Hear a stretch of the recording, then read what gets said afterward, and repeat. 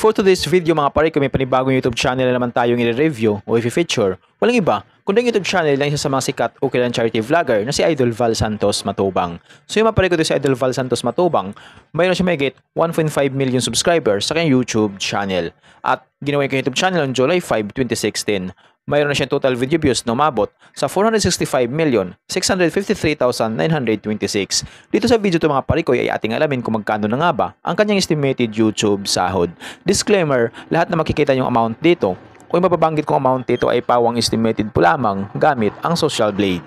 Ang Social Blade ay isang public website na kahit sino ay pwedeng tumingin dito at maaari nyo rin makita ang lahat ng mga estimated YouTube sahod ng mga vloggers or content creator. Layunin lamang ng video na ito na makapagbigay ng inspirasyon sa mga tao makapanood nito, lalong-lalo na sa mga small YouTuber. So yung mga parikoy, ano pang hinihintay natin, samahan nyo kung i-review natin ang status ng YouTube channel ni Idol Val Santos Matubang.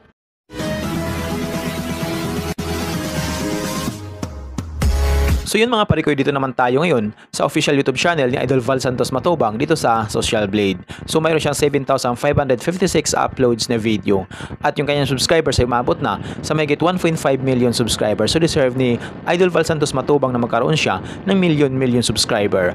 Total ang kanyang video views na kuha na siya ng 465,653,926. Ginawa yung kanyang YouTube channel on July 5, 2016. Nakakuha siya ng 10,000 subscribers. Tumaas ito ng 0.0% kumpara sa nakalipas na 30 days. At dito sa kanyang video views, nakakuha siya magigit 5 million, tumaas din ito ng 1.1% kumpara sa nakalipas na 30 days. So yun mga parikoy, dito naman tayo ngayon sa YouTube stats summary ni Idol Val Santos Matubang simula noong October 20 hanggang November 2, 2024. Dito natin makikita yung mga nadagdag ng subscribers, video views, at yung kanyang estimated earnings. Yung titingnan natin dito mga parikoy ay yung kanyang daily average. So sa kanyang daily average, mayroon siyang $42 at yung highest naman ay umabot sa $670. I-convert natin sa peso. Simula natin pag-convert sa lowest na mayroon siyang $42 times natin sa 58 ay mayroon siyang 2,436 pesos na posibleng kitain sa loob ng isang araw.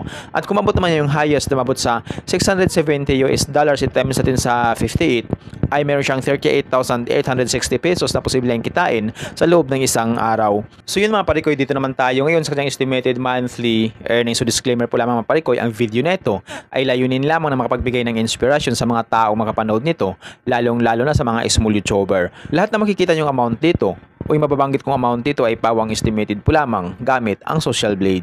Ang Social Blade ay isang public website na kahit sino ay pwedeng tumingin dito at maaari nyo rin makita ang lahat ng mga estimated YouTube sahod ng mga vloggers or content creator. So yun mga parikoy, dito sa estimated monthly earnings ni Idol Val Santos Matubang, mayroon siyang $1,300 at yung highest naman ay umabot sa $20,100.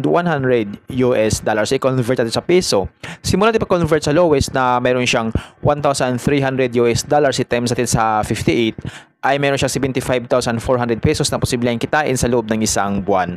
At kumabot naman niya yung highest, umabot sa $20,100 i-times natin sa 58 ay meron siyang 1,165,800 pesos na posibleng kitain sa loob ng isang buwan. So yung maparikito yung highest ni Idol Val Santos Matubang, sumaabot lamang ito kapag once lahat ng mga viewers niya ay hindi nag-escape ng ads. So bihira lang yung mga viewers na hindi nag-escape ng ads. Kaya dito lang malapit ang YouTube sahod ni Idol Val Santos Matubang sa lowest na meron siyang $1,300.